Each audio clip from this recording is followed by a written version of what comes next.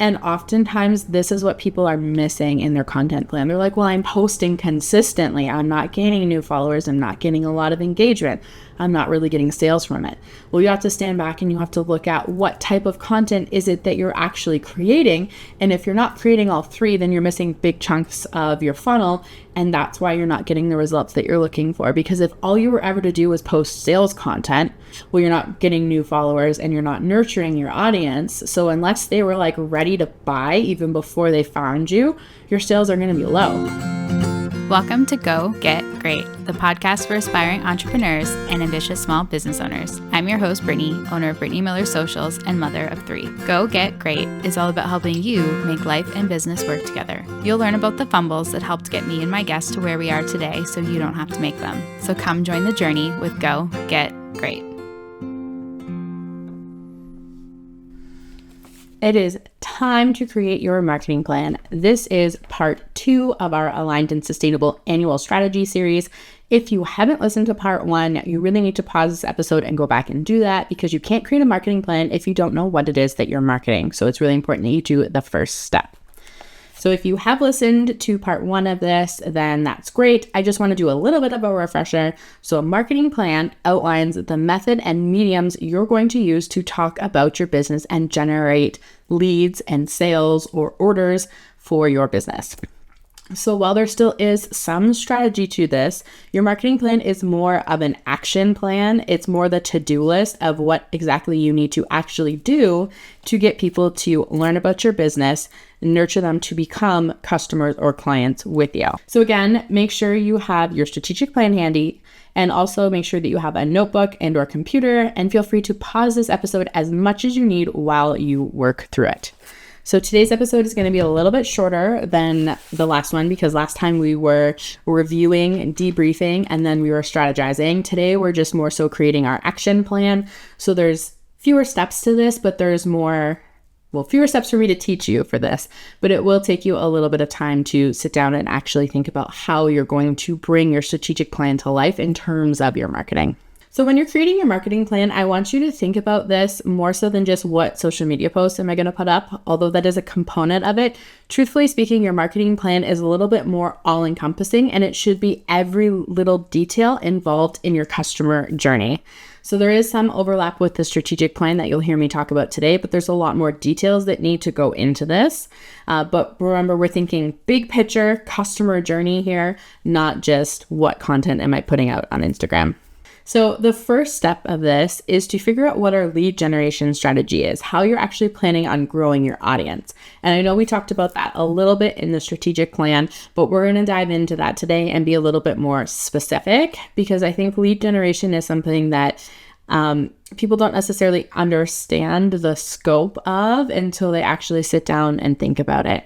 So when you find new clients in your business, there's so many different ways that you can do it. And as a solopreneur or a small business owner, if you do not have a team in place, I want you to make a really, really realistic plan of how many of these activities you're actually able to execute consistently on your own. So you may be picking like 2 to 3 absolute max. It might only be one activity that you're just doing on repeat over and over, and that is your entire lead generation strategy until you have the revenue to support hiring additional team members and support in your business, and that's totally okay. So when you find new clients, this can happen, like I said, in a number of ways. And I want to start with kind of the non-digital ones first, because I think that those are really important and often get missed. So lead generation can look like showing up to local networking events. That is a lead generation strategy. In fact, that's one of the best lead generation strategies if you are a new business, because it takes time to build an online portfolio and an online presence, but you can show up in a network community and people are going to start to know you and recognize you and trust you faster than they likely will online. So in-person networking is great. You could also do that through speaking. So that could look like speaking in people's online communities. It could look like being a guest on someone's podcast. It could look like speaking at local events. Whether they are big or small, speaking is another kind of fantastic way to position yourself as an expert and generate that know, like, and trust that's required to generate a lead for your business. So in addition to kind of some of the like personal side of your lead generation strategies, the networking and the speaking, there are non-digital ways that you can generate leads as well. And that looks a lot like print advertising. So, newspaper, radio ads, billboards, flyers, often those are very expensive. So we're not going to dive into too much of that today. And I find that a lot of business owners are more so looking to create an online presence with their marketing plan, but I didn't want to discount some of those other things as well. So I just wanted to make sure they were mentioned. So your lead generation strategy online oftentimes looks like social media. So again, really want you as a small business owner, if you do not have a team, to get very specific and you choose one social media platform to focus on, not 6, not 2, 1, because truthfully, you cannot have the level of consistency required to be on multiple platforms at the same time, because there's not always a lot of opportunities to repurpose content as much as we think that there is to truly see the results that you're looking for. Putting a reel from Instagram up on TikTok and up on YouTube might get you a little bit of views, but you're truly not optimizing content for that platform. So while you can do it just to kind of get started, it's likely not going to yield the results that you're looking for. So choose one main platform and focus on growing on that and following the best practices for that platform. If you're completely new and you haven't picked your one platform, you don't have any social media profiles, then I want you to go and listen to episode 4, which is linked in the show notes, where I outline what platform you should be on depending on who your ideal clients are. So once you kind of choose your social channels, you're going to have a whole social media strategy that goes with that. And we'll come back to that in a little while. But I really want to note that when you're kind of putting your marketing plan together and you're like, okay, I'm going to create social media content, there's still like nuances to how you create that content. And you need to create different content that's designed to attract new people versus the content that's designed to nurture your existing audience. So that'll make a little bit more sense when we talk about the nurture section. But basically here, I want you to identify the 1 to 3 different ways that you are going to consistently consistently grow your audience throughout the year. So you're going to probably pick one primary social media platform, maybe 2 if you've got a little bit of support, and maybe you're going to have one offline tactic. You're going to be like, I'm going to commit to going to one networking event a quarter. Maybe you also want to say that you're also going to pitch to speak in one community a quarter as well. So because there's only 2 of those technically a quarter, you could have an extra one there. So you're going to pick your lead gen strategies. This also, I should mention too, might look like running Facebook ads if you are a more established business and you have the budget to support that. Typically speaking, Facebook ad budgets need a minimum of $500 to $1,000 a month to generate the kind of leads that are going to actually generate results and kind of cover the ad cost there. So keep that in mind. If you're like, oh, I have $100 to throw out some Facebook ads each month, save your $100. You're not going to get the results you're looking for from that. But that is often a lead gen strategy for established businesses. So choose your lead gen strategies and then start thinking about the kind of specific content you're going to create to attract clients on social media. So I really, really hate the term clickbait because it's inauthentic. Like it's a bait and switch. But you want to be creating that content that is interesting enough to attract people that don't know you, to get them to at least watch the video. And it's usually video content that is your grow content. You should be creating reels to grow your audience. It needs to be interesting enough that someone who doesn't know you is willing to spend time watching a video and then hopefully hitting follow after that. So it is a very different strategy. You're not going to probably be posting, what would be a good example? So you wouldn't post something like 3 reasons why you should work with me. That is not growth content. That is like nurture, late end nurture season, more likely sales season content. You're going to be doing more like 3 tips to know if it's time to move, if you were like a realtor or something more generic that gets people what they would call like at the beginning of the funnel in just like the awareness stage. It's going to be like lightly educational and more entertaining. And it's designed for people that do not know you. So they need to be able to walk away with some version of entertainment or like light, oh yeah, that was kind of an interesting thing that I learned in a very short period of time.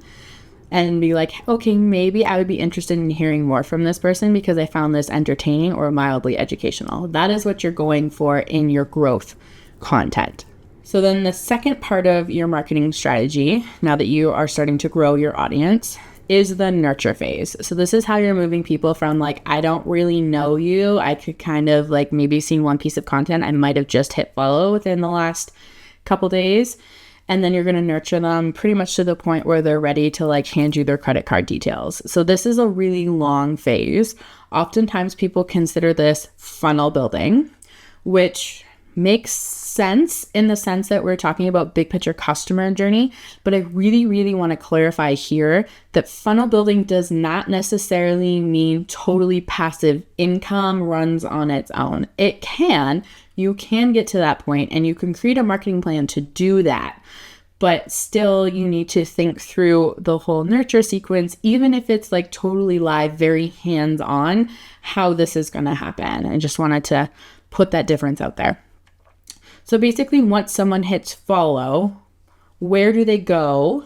What do they need to see, hear about from you to go from I just hit follow, I'm kind of just learning about you, to I'm ready to become a customer or client?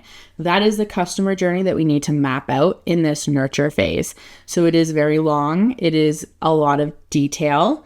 And this is kind of going to be the bulk of what changes in your marketing plan. So when you're creating your lead gen strategy, that's usually pretty copy paste. A lot of your lead gen content would be what they would usually consider evergreen. So for things like Facebook ads, first, let's use that as an example. You don't switch out your Facebook ad content 2 times a week. You're not creating it at that volume, whereas your nurture content, you would be creating more regularly different content because people need to see you do different things over a span of time to know, like, and trust you. When you're just attracting new people, those new people haven't seen that content, and that content has a longer shelf life in your business. So back to our nurturing. So typically nurturing comes in 2 larger containers. So that usually looks like having a piece of long form content and then having email marketing set up. And yes, I'm going to say that both of these are mandatory to scale your business and need to be included in your marketing plan. And I know I just said that solopreneurs needed to set realistic marketing plans for your business, but actually adding these makes it easier for you to run your business. And I'm going to explain that a little bit more in a few minutes.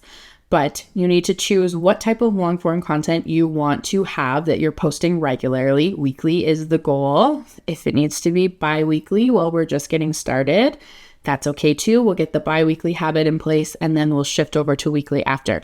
But what is it that you are going to put out on a weekly basis that is going to be new information that is going to position you as an expert, get people to know you better, and get them ready to purchase or work with you? So for me and my business, that's my podcast. Hi guys, welcome to the nurture phase of my marketing plan. For other businesses, that might look like YouTube videos, or it might look like blog posts. And there's nothing particularly wrong about any of these 3 types of long form content. I do think that people move through the nurture phase a little bit faster with a YouTube video or a podcast because it's a little bit more personal, because they hear you, oftentimes they see you, some combination of both of that. And we tend to trust people that we can see visually faster than we would just reading a blog post. You would need to read a lot of blog posts from someone before you feel pretty confident that you know who they are, if that was the only way that you were interacting with them. So choose your long form content. Also, when you're doing that, choose something that you will enjoy creating regularly, because if you don't enjoy it, you're not going to do it. But there are some nuances sometimes in terms of what content works best for your audience. Or for your business. So for example, if you were a copywriter, I would say having a blog would be really helpful, because what you're going to be doing for people is writing. So then it gives them a way to see your writing and envision what that might look like for their business. If you are someone who does like fitness for moms, then YouTube videos could be a great way for you to share examples, or a podcast, because it's very easy for them to listen to it on the go. Chances are they're not going to be sitting down to read blog posts because they have little ones that they need to chase around the house. So think about your target audience as well when you're kind of doing this planning, if you don't have your long form content chosen already. If you have something already, great, continue with that. Just make sure that we're making a note to put in our ideas of what we're going to be publishing weekly. And then I said the second piece of that was email marketing. And there is a reason that email will overlap in both the nurture sequence section and also in the like sales section, because it kind of does double duty for you. But basically what you need to do is you need to connect with your new audience, then you need to nurture them and then convert them to your email list. You will then continue nurturing them to get them ready for the sale. But a lot of the email content that you're going to be putting out needs to not be specifically sales focused. If the only emails you ever send have the word buy now, shop, purchase, like any of those, I want you to spend money, then you're missing a very large component of your email marketing strategy. So we need to plan both of those in our marketing plan. What are we going to be sending out that nurtures our audience? And what are we going to be sending out that actually does generate the revenue for us? So, and that ties back to our long form content, because the emails that you can send that help nurture your audience can be about the long form content that you created. So it actually streamlines the process for you and makes it easier to know what you're emailing about every week when you have a piece of long form content that you're publishing regularly. So I really love that. So your email each week could be, hey, on the podcast this week, I was sharing 3 tips to stage your house in the winter. I'm really on the realtor phase right now because still trying to sell my house 6 months later. Whoop, whoop. I have more than lost steam for this. Anyway, so long form content and email is going to be what nurtures your audience. So you're focusing more specifically on topics that help position you as an expert at what it is that you're doing or what it is that you're selling, because I don't think there's any business out there that's operating without any competition at all. So you need to clearly explain to people why they should choose you over someone else. And that applies whether you're B2B, B2C, network marketing, etc. You need to position yourself as someone different, someone unique, and have that connection with people. So if you're struggling to come up with ideas that are going to help you do that, because that does happen, I actually have a great resource that you can download. It's called your podcast prompt playlist. And I know I labeled it as podcast ideas, but it's actually just long form content ideas in general. So you can very easily apply the same topics, prompts to your blog post or your YouTube content. It's just I have a podcast, so it made sense for me to call it a podcast playlist. It's on brand, as you would say. So it's available in my online storefront. I'll also link it down here. It's something new I haven't talked about lately, but it's coming out with the pay what you can model, at least for an initial period while I test this. So definitely go and check that out. If you're interested, you might be able to snag it with the pay what you can. So also in the nurture phase, again, we talked about attracting, oftentimes on social media, our new audience, and then nurturing them, having them listen to our long form content or read our long form content, and then ultimately converting them to an email list. So sometimes the beginning phase of that nurture sequence does still come on social media, but it is a different type of content that needs to be posted that's going to get them ready to actually enter your email list. So in terms of social media, as an example, this would be things like podcast clips. So if they just followed you, you want to engage and entice them with like podcast content, get them to listen to a podcast to get to know you better in your podcast. This is a little bit more like high level strategy. You should have some form of opt-in mentioned in each podcast episode. You can include it in your outro if you want to, or it can be more specifically related to the episode that you're talking about. So if you are truly dialed in on your marketing plan, every single episode you should put out is connected in some way to a section or segment of your business. And you should have an associated lead magnet with that you can very easily mention in the podcast episode and invite people to opt in to get on your email list. So your social media content can be focused on getting people to go from social media to your long form content, and then from your long form content to your email. It also works in other ways too, like if Pinterest is one of your audience growth strategies, they might go directly from Pinterest to the opt-in page to get on your email list. They might skip a little bit of that nurture sequence, which is why it's important to also have nurture emails, because people enter the funnel sometimes at different stages depending on the type of marketing you have in place for your business. So in addition to like promotional posts basically for your long form content on social media, your nurture content looks more specifically like client testimonials.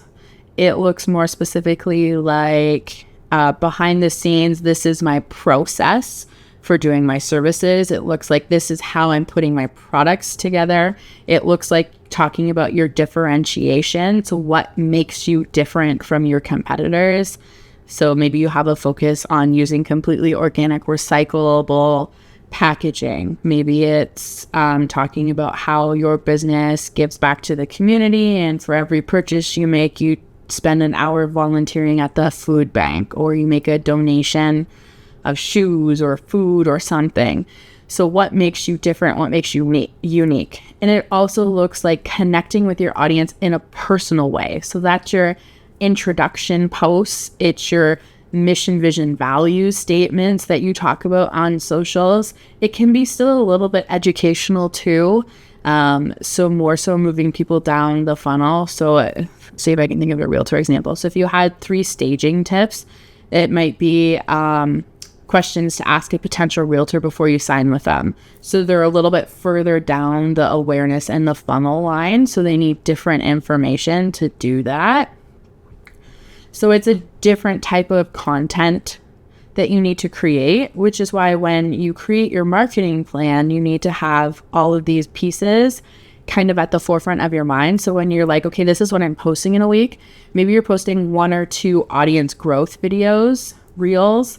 Maybe you're posting a reel and a carousel post that's more nurture focused. And then maybe you have one more specific sales post. I think that was more than 5, which is what I was aiming for. But you see, this is kind of how you structure it. And oftentimes this is what people are missing in their content plan. They're like, well, I'm posting consistently. I'm not gaining new followers. I'm not getting a lot of engagement. I'm not really getting sales from it. Well, you have to stand back and you have to look at what type of content is it that you're actually creating. And if you're not creating all 3, then you're missing big chunks of your funnel. And that's why you're not getting the results that you're looking for. Because if all you were ever to do was post sales content, well, you're not getting new followers and you're not nurturing your audience. So unless they were like ready to buy even before they found you, your sales are going to be low. If all you're doing is posting growth content, like entertaining videos, well, you're not nurturing people and you're not converting them. You're not inviting them to work with you. So of course they're not going to spend money because they don't even know that they could spend money with you. So it's really important to have all 3 sections in your marketing plan when you're creating your actual like social media post calendar. Okay, so we've talked about lead gen, which is growing our audience. We've talked about nurturing them, some through social media, but mostly with long form content, and then with email. And then the kind of the third piece of this is where are you leading them? So this is like the bottom of the funnel. So then now they're in your world, they know you, you've talked to them a little bit, they trust you. What is it that you want them to do?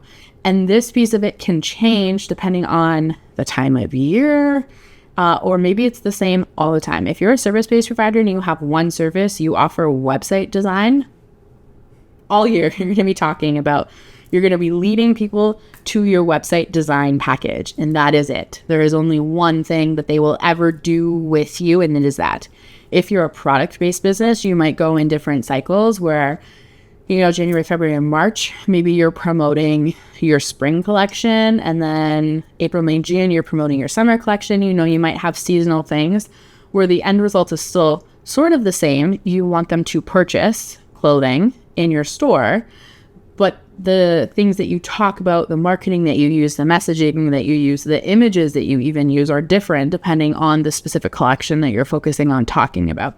So there can be nuances in it that way as well.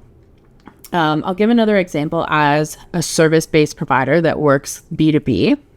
So in my business, I have multiple services. So it's not just one thing that I talk about. And you go through what they more call a launch cycle with like an open cart. So I should probably explain what those are, because I was talking to someone the other day and they actually asked me what open cart meant. And I thought that that was more common knowledge for business owners, especially because she was another service-based provider as well. But that's okay.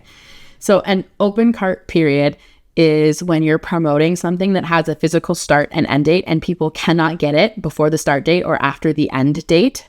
That is an open cart period. And that typically is for things like courses, very popular for that. Sometimes memberships have what they call live launches with an open cart period where you can only join the membership during those specific times of the year. You can also do a live launch as like a product-based business. You don't have to be a service-based provider, but you could have a live launch where maybe you're really heavily promoting like an open house or a fashion show to promote this new like collection that you have.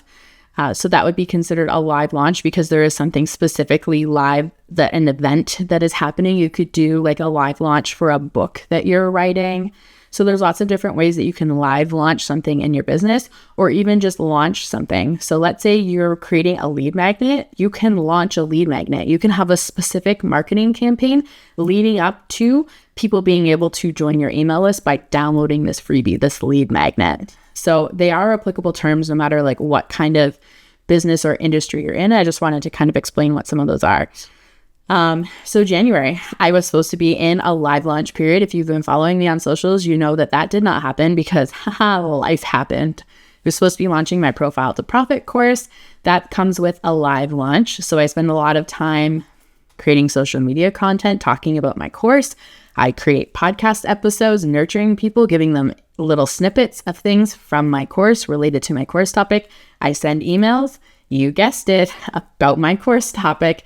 And then I have an open cart period as part of the live launch, which is inviting people to a live masterclass, which is the start of the open cart period when people can enroll in my course. And then it's usually open for about 7 to 10 days from that masterclass. And then I'll be sending out more emails, posting more social media content. And there's usually podcast episodes in there as well. So you want to tie it all together.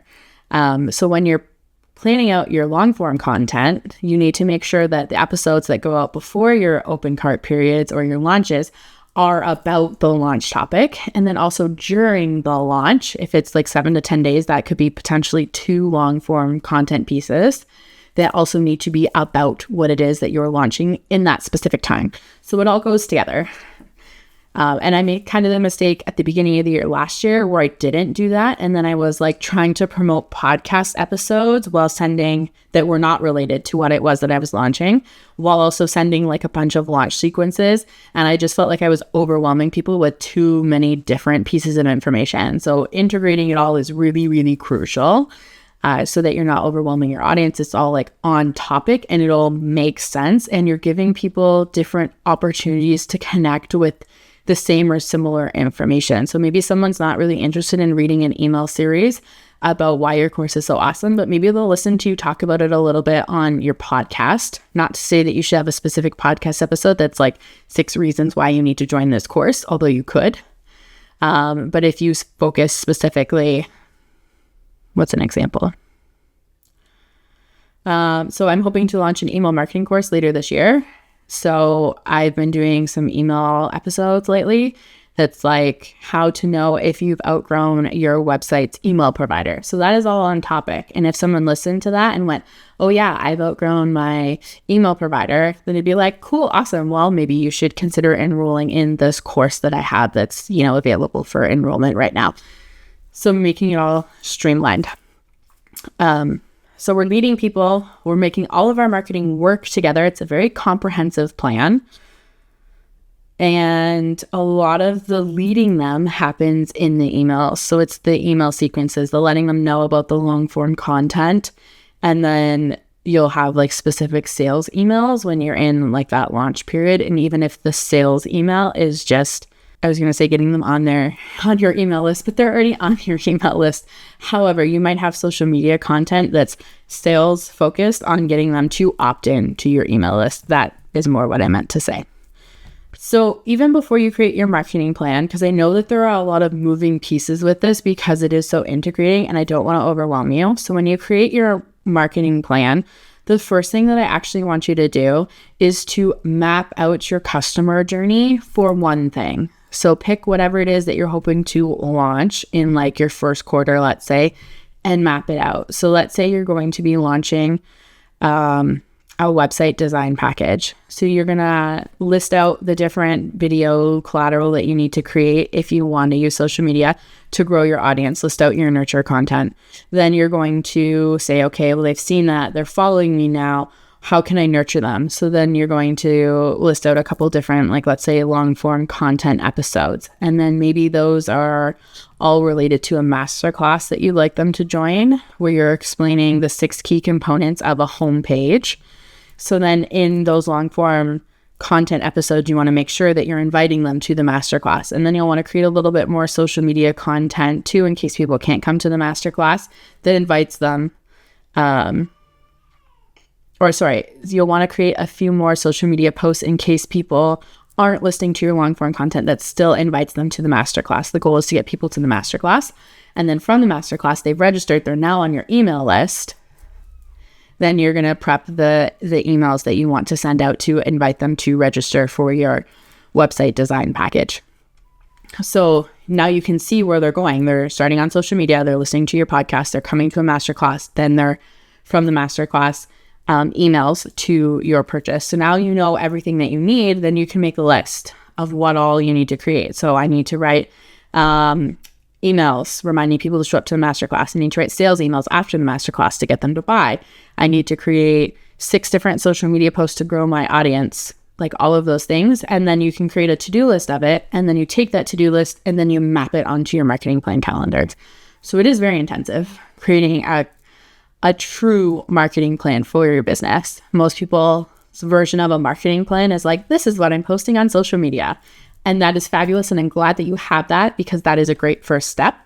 But to truly grow and scale your business, there are other elements that need to go into this too. And they need to all be aligned.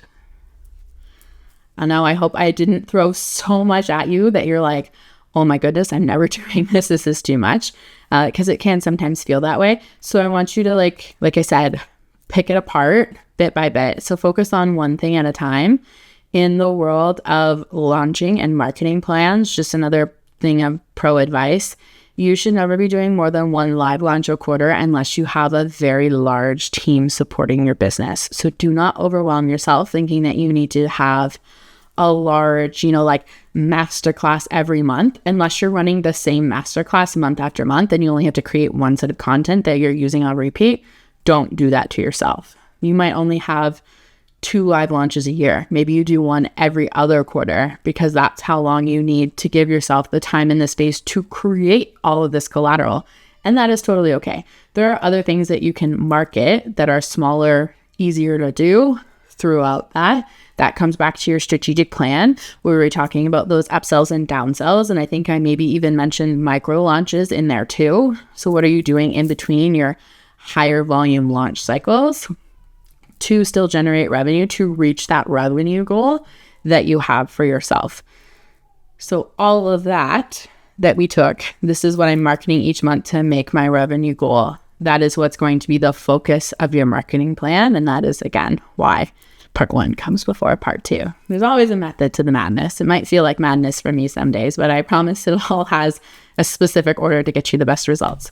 And if you're like, okay, this is absolutely awesome, but I don't have the time, the energy, this is not my zone of genius, I do not want to do this, I do actually offer this as a service, creating a marketing plan. It's called the 90-day marketing momentum map for a reason. It's more than a content plan. I'm not just telling you what to post on social media. I'm going to tell you when you need to have your lead magnet ready so that you can spend some time promoting that to get people on your email list before you're launching a masterclass for your live launch, if that's what you're doing. And like I map it all out backwards for you for a full 90 days, depending on what it is that you're doing. So all of this that we have just talked about, that is what I do in this plan. And it does take me a little while to do it, as it would for you if you were doing it as well. So this is probably one of my longer, more intensive services that I offer, but it is something you want support with. I can do the done for you version in the 90-day marketing momentum map, or we can do smaller versions of it where if you're like, okay, I've kind of got this plan in place, but help me look this over, make sure this makes sense. That would just be like a coaching call with me where we can go over it together. So there are options for support if you want them. If not, I have given you more than enough that you can run with, that you're going to be able to put a pretty solid marketing plan together for your business. So I hope that you really enjoyed this episode and that it was really helpful for you. And if nothing else, I hope you understand the difference between a strategic plan and a marketing plan and how they both work together in different ways to grow your business. So thank you guys again so much for listening to another episode of the Go Get Great podcast. I will see you again next week. Thank you so much for tuning in to Go Get Great. I hope you found some useful tips and tricks that can help you make life and business work together. If what I said resonates with you, please share it on social media and don't forget to tag at Brittany Miller Socials so that I can celebrate you for taking those first steps towards achieving greatness. Remember, success doesn't happen overnight. It takes dedication, hard work, and a lot of spirit. So don't be afraid to dream big and go after what you want. Keep striving for greatness. You get closer with every step forward, no matter how small they may seem. Until next time, go get great.